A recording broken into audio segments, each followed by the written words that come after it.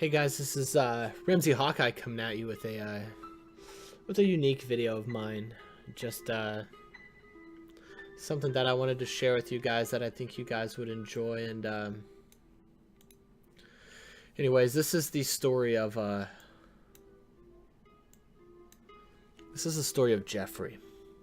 So when I was a little boy, I used to live in Alaska with my mother, my stepfather, my little brother, my little sister, and we had a cabin mansion.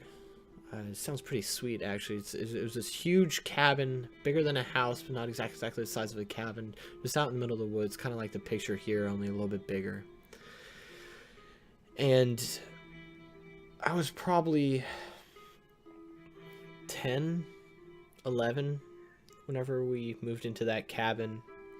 And the story's going to revolve around me and my little brother, and I'll do my best to describe some of the sequences to you guys. My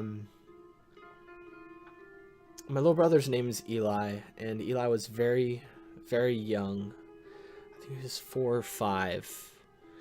And we always shared this room where you like walk into the room, and it's like a living room. We had like a TV set up, a couch off up against the wall, and then some stairs going up to this loft that overlooked that room. And if you don't take the stairs, you can instead go in through one of these side doors, which led to my little brother's room. Directly across from my little brother's room that I could see from my loft was our closet. It was a little walk-in closet that we normally kept the lights on as our toy closet. But I remember waking up one night and the light of the toy closet was on, so I looked over the banister to see if my little brother was out of bed, and instead all of the toys that I cleaned that night were just scattered about, because I had to clean the toys before I went to bed, but they're all scattered about the ground in the closet. And I thought nothing of it, because I figured that my little brother must have woken up while I was asleep and must have been playing with the toys, so I didn't worry too much and just went right back to bed. A few days later, my little brother was talking about a new imaginary friend that he made, but he wasn't calling it an imaginary friend, you know, as little kids do. He just said, "Mommy, Ramsey, I made a new friend." And my mother was very supportive. She was like, "Oh, awesome. What's his name?"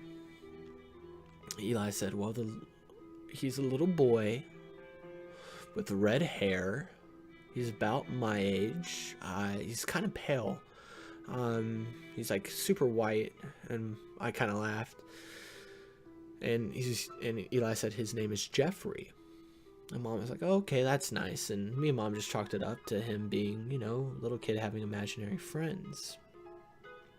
Well, I would hear him playing in the closet with Jeffrey. He would play in the little toy closet as I'd be up in my room playing video games, and he would be just holding on full-on conversation and answering questions that weren't asked out loud, but we just chalked it up to the imagination of children.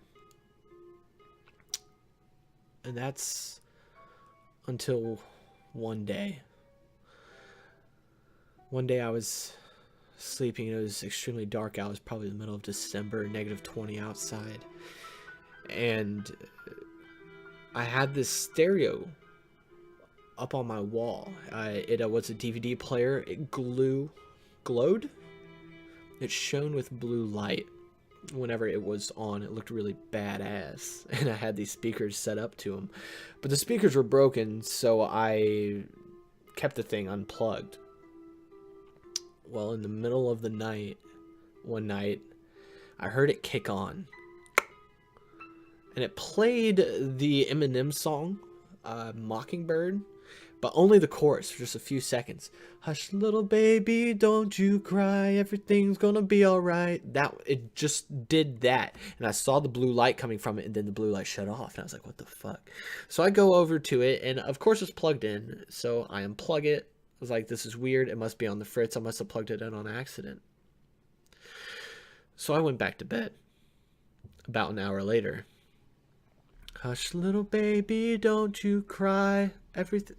and then it cut off. And I was like, what the fuck? And I go over to check, and it's unplugged for sure this time. I was like, I just must be going crazy.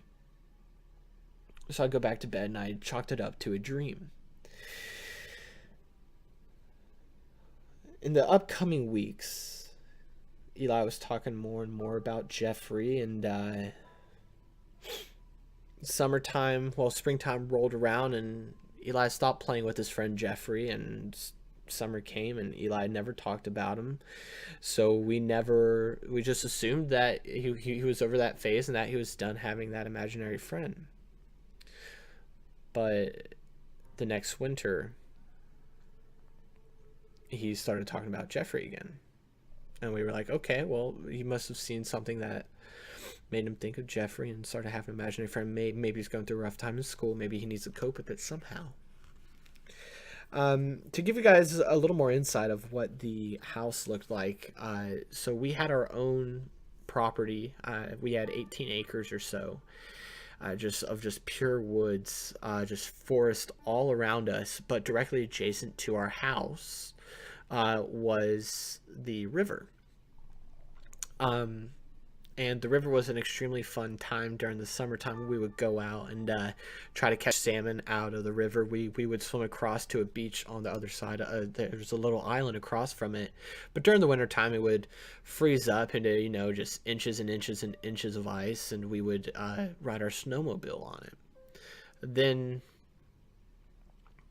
breakup would come around spring, and breakup is whenever it started getting warm enough, so you would have parts of the ice that would be extremely unsafe, and they would break off, and you would actually have water flowing freely, and the ice just slowly breaking off over time. But that's for later. Let's get back to Jeffrey. So winter came, and my little brother started talking about Jeffrey again for the second year in a row. He was more adamant. Jeffrey, pale kid, red hair, and he did exist. My mom thought that he was getting a little old for imaginary friends. He was 6, I think, and she was like, he's not real, he's all in your imagination. And my little brother got extremely upset. No, Jeffrey is real. He's about my age, he's about this tall, and he makes a motion up to about his chest level. He has red hair. He's like curly red hair. It's just so vivid for an imaginary friend. But we didn't care. I was woken up that November on another dark, freezing night to the light being on again in our play closet. And I look over the banister and I see the train. A little train set, so my little brother was in a Thomas the Tank Engine. I see Thomas the Tank Engine hooked up with a couple of cabooses on the back, moving. But it was just moving just out of the corner. It was like my little brother was playing with it, as if my little brother was right outside the door frame where I couldn't see him. I could only see the tail end of the train moving forward on the carpet. So I yell, "Eli!" He doesn't respond, and the train stops. So I was like, oh, he must realize that he's in trouble. I walk down there, and there's nobody in the closet. Mind you, I can see through the rafters down into that closet, and as I'm walking down the stairs to get down there, I can see the whole room. So there's no way for my little brother to have gotten scared and ran back into his room. And that's when I started thinking, but it gets worse. My little brother was coming in from school one day. We were all coming in. We all took off our boots, and we were walking through the living room, and our living room is just a hardwood floor, just completely flat. And he's talking to Mom and me as we're walking by. We're walking over to the kitchen to go get a snack. And that's when we turned to say something to him, both my mom and I, and his foot just hits nothing. Almost like he just trips and just falls face forward. But it's not one of those trips where you trip over flat ground. Like, his foot was like, it's like he hit like a box on the ground, because he didn't like trip at his toes and then fall over. Like, he like tripped from about knee height and just went a full stumble forward. And we were concerned because it's hardwood floor and he hit the ground hard. He wasn't expecting it, and he stood up and patted himself off and said, "God damn it, Jeffrey, why did you have to do that?" And Mom, of course, gets on his case for saying a thing like, "God damn it, I mean, he's only 6. But her and I give a look at each other. Mom said, "Are you sure you didn't trip?" Eli said, "No. Jeffrey tripped me." "No. Dude, you tripped." "No. Jeffrey tripped me." And Mom asked how Jeffrey was feeling lately. And Eli replied, "Angry." So Mom dug in a little bit more. "Why is he angry?" "Oh, because I haven't been playing with him as much. I'm growing up to be a big boy." Mom's like, "Well, what does Jeffrey do whenever you don't play with him?" "Oh, he just walks around the house, just looks at stuff, plays with the toys." A couple weeks later, I hear the door open in the family area as I'm sleeping, and I walk down the stairs into the family area, and the door's wide open, and I see Eli walking out. And he's walking across the hall over this large... We were on the second floor, mind you. He's walking across the hall over this walkway,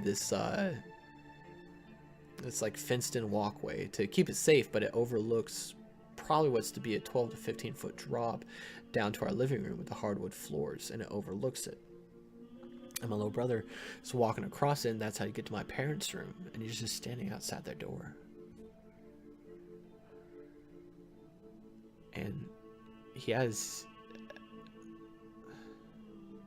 this like a blank look on his face, and I call him, "Eli." He doesn't respond. "Eli." He doesn't respond. He's still just facing the door, just standing still like a statue. And that's whenever I walk up to him and I grab him. I grab his shoulder and I turn him around to face me. "Eli!" His eyes are wide awake. And his hand... I don't even want to say it out loud. It sounds so ridiculous and like made up, but he's holding like one of Dad's like pocket knives. It's not out. It's still locked in, but he's holding on to one of Dad's pocket knives that he must have found. So I immediately take it out of his hand and I sit him down, and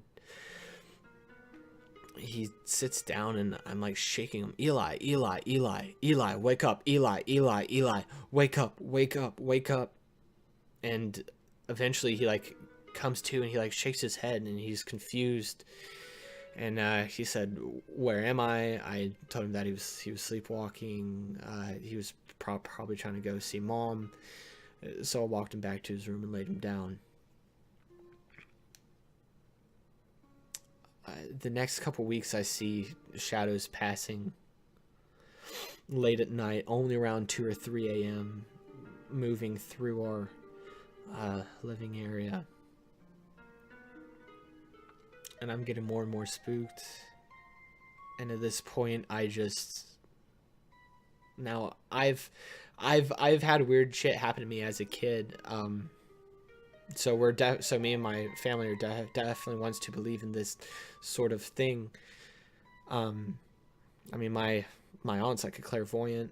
I don't talk to her a lot though. She's very, very estranged from the family. I don't think I've seen her since I was a little kid. But like, mom was like, yeah, stuff runs in our blood to, like, see ghosts and shit. And I always just made fun of her because like I had strange things happen to me when I was like younger, but not anything too,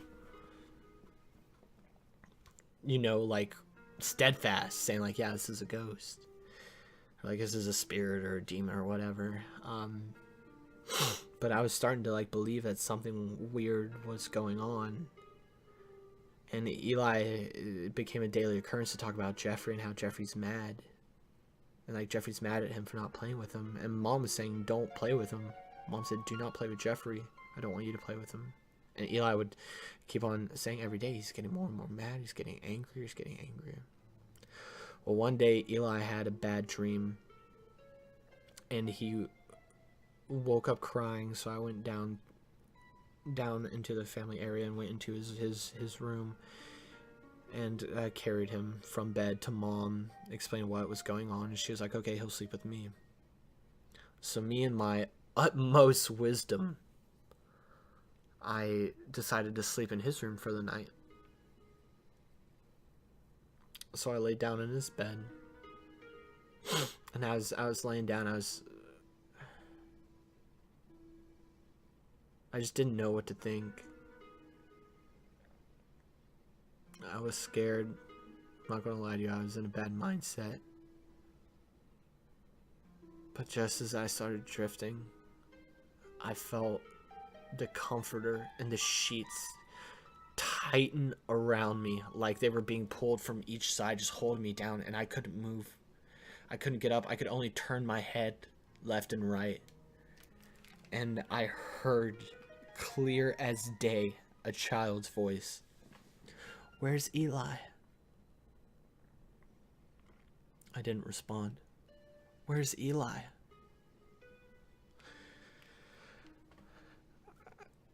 I finally worked up the courage. And I said, he's not here, Jeffrey. Leave him alone.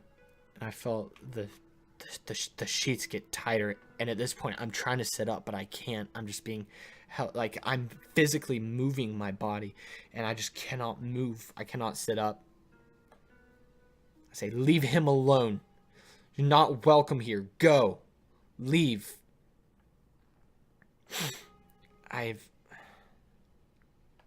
felt just like out of breath, like there was no air in the room, and it got frigid almost immediately. But I wound up standing up, splashed some face on my water, and then I went up, or splashed some water on my face, and I went up to play video games up in my room, and I stayed up all night just because I was freaked out. I didn't know what to do. So a family friend named Chris, he was over one day. He's a very good friend of my father, and him and Dad were in the study because they were doing something. I'm not too sure what they were doing, but they wound up coming out to greet me and my mom with a stack of papers that they just printed off. And the stack of papers were a news article from the like early 2000s. Child playing on ice during breakup. Body never found.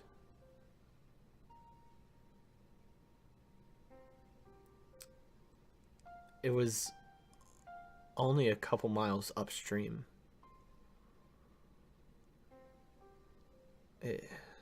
We were stunned. We couldn't believe what we were reading. apparently there was a kid playing on the ice in about April. He did not heed his parents' warnings, and he was playing on the ice. And during breakup, I told you earlier that it's ice that's breaking up. It's starting to warm up, and the kid fell through, and they weren't able to recover the body because it's not fully broken up yet. So the body would have kept on moving down the stream, trapped underneath the ice. The kid's name was Jeffrey. Red hair, blue eyes. I felt like the wind was punched out of me. Mom just sat down at the counter just with this look of despair.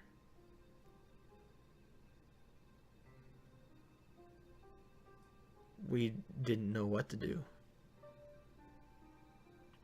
Eventually springtime came around and Eli stopped talking about Jeffrey. Summertime went through, no Jeffrey mentioned. Not until the river froze over again did he start talking about Jeffrey.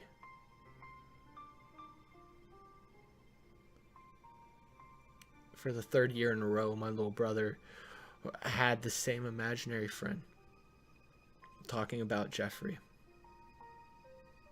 Played with him. I would hear them play in the closet. There was one final day that I can recall feeling Jeffrey in the house. And that's the day Mom, Dad, and Eli went to my little sister's recital. Like a dance recital or something like that. I think it was dance. Yeah, it was dance. And I stayed behind because it didn't sound very fun. It was maybe 4 p.m. Almost dinner time. I was getting ready for dinner. And that's when I heard some clanking upstairs. And I was done. I was sick of it. I was sick of being scared, sick of not knowing what this Jeffrey is. So I went into our study. I got a Bible. I flipped over to the Lord's Prayer and the passage in the New Testament talking about expelling demons, where Jesus expels the demon from the guy who's chained to the rock. And I go through each of our rooms, reading it aloud, over and over again, saying, "You are not welcome here.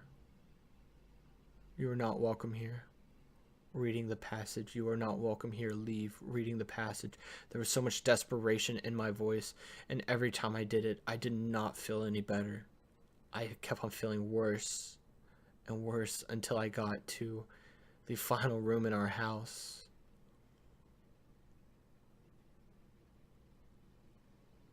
I began walking through the room, and I read the passage, and the lights went out, and I just heard the picking up of wind, like buffeting everything around me. I felt like I couldn't breathe, but I didn't stop. I kept reading through the prayer. I kept reading through the prayer, saying, "You are not welcome here, leave. You're not welcome here, leave," until I almost couldn't take it anymore. And I heard a little kid's voice yelling, "Stop. Stop," very forcefully, but I didn't. After a couple more prayers, I sat the Bible down and I screamed as loud as I could, "You are not welcome here, leave." And that's when the air seemed to lift.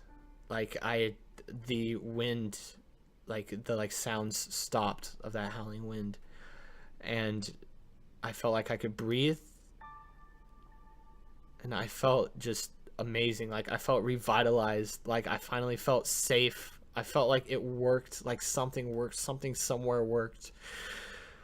And from that day on, Eli didn't talk about Jeffrey at all. Like, he almost completely forgot about him. I would love to get him in to like a voice chat one time to talk about if he remembers Jeffrey and who he is.